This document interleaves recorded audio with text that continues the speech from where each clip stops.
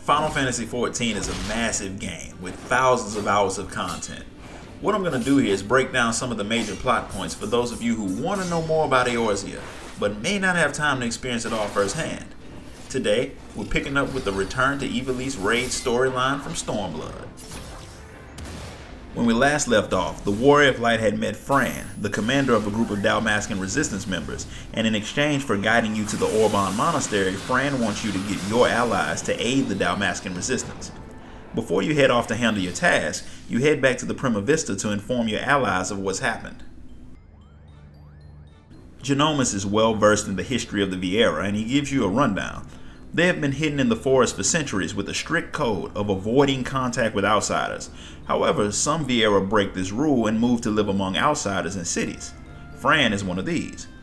Now that your friends know what's going on, you give Hancock at the Aldenard Trading Company a call. He calls you back pretty fast with a response from his superiors, so you take Bwagi and Lena to see what Hancock has to say. Yugiri and Tataru also show up with responses to your request for aid from Hien of Doma, as well as the leaders of the Eorzean Alliance. Unfortunately, the trading company cannot provide you with funding because it would ruin their position of neutrality and would hurt their profits. The Alliance is also unwilling to provide assistance. Hien is willing, but since Dalmasca's last attempt at revolution ended in a terrible failure that left the resistance a scattered mass of small groups, until they can prove that they can fight as one, he won't risk his people. Bwagi is not upset. In fact, he knew that the negotiations wouldn't gain them anything. It was all done to prove a point to their leader. Fran wanted to show the princess what she was getting herself into with the resistance, and the refusals would teach her a valuable lesson. He leaves to report to Fran, and you return to the Prima Vista to plan for another way to the monastery since you couldn't fulfill Fran's requests. Fran, however, shows up with Bwagi to interrupt your discussion. They should really start locking their doors if they don't want random people just wandering into their ship. While you failed to meet any of her demands, the leader of Lynch Tier decided to send Fran to aid you since you did at least try. Fran shows you on a map where you want to go, and Ramza goes to plot out the course, but Alma comes out of a room wanting to know what's going on. When she finds out, she wants to come with you because the High Seraph has been talking to her through the odious Auracite. She and Makoto have a plan to deal with it, but even Genomus is against putting her in danger. Timid little Alma snaps at her father, questioning his true motives. Does he want to clear his ancestor's name, or is he hunting the Auracite so he can get the power to resurrect his wife? Alma believes that she can learn how the Auracite works from the High Seraph, and they can do just that. Ultima told Alma to come free her from her prison, and she will show them how to use it. Still, Ramza and Genomus refuse, prompting Ultima to reveal that she already has control of Alma. Makoto uses her device to separate Alma from the Auracite, but a portal opens, snatching her away before it can work. Makoto gives it to you, and you all rush off to Goldmore Jungle. As soon as you arrive, Alma appears before you, floating like a ghost from a low-budget horror movie, the Odious hovering above her. Another portal opens to yank her away as she reaches for her brother, but this time he reaches inside and pulls his sister free. The Warrior of Light tosses him Makoto's device, and he blasts the portal with it, causing it to vanish. A voice calls out from somewhere far away, calling for an ancient covenant to be fulfilled and a vessel to be given before another portal appears and swallows Ramza. Needing to regroup, Bwagi scoops up Alma and you all head back to the Prima Vista, but not before you see an armored spirit that asks if you have the courage to face true evil before it disappears. The abduction of Ramza has everyone on edge. Fran deduces that since a magic rift had to be made to take Ramza, then Ultima is still imprisoned, but it only took a piece of Auracite for the creature to reach out and touch them, meaning that you're all in serious trouble. Genomus has no idea what to do, and Makoto blames herself, although her device did separate Alma from the Auracite as it was supposed to. Breaking down the High Seraph's words, Fran wonders if Genomus' family was responsible for summoning Ultima in the first place, but Genomus denies it. Records of Ultima were around long before the earliest mention of Ivalice. Still, for some reason Ultima and Genomus' family are connected. The Auracite on Alma's necklace begins to pulse and the echo takes over you, showing you a vision of Delita and Auron. Auron was explaining that Ramza had given up his body and stored his soul in the Auracite despite the fact that the War of Lions had been won. Knowing that he owes his crown to his friend, Delita prepares to march his legion onto Orban, but Auron stops him. Ajora, the first of the Zodiac Braves, was not a hero as the ancient stories proclaimed him to be, but instead he was a traitor.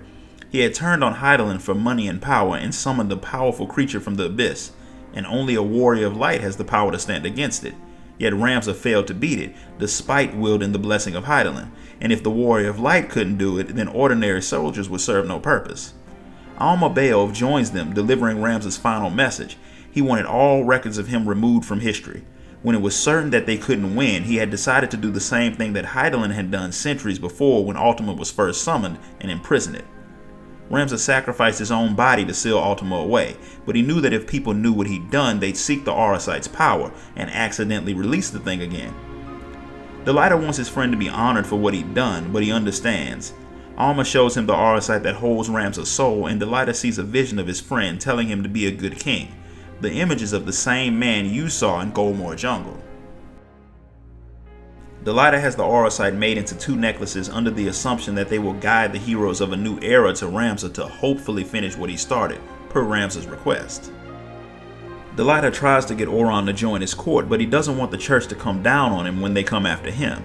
Plus, he's written the truth about Ramza down, as well as the real story of their beloved Saint Ajora, and he doubts the church will be happy about it.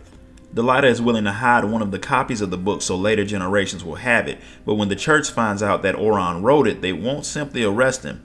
He will be branded a heretic and executed. Oron and Alma share a look, and she touches her belly, letting him know that she's pregnant, and the vision ends. Genomas is shocked to learn that his ancestor was responsible for Ramza's removal from history, and the person that Ultima wanted wasn't Genomas or his kin, but you, the successor to the warrior of light who imprisoned her.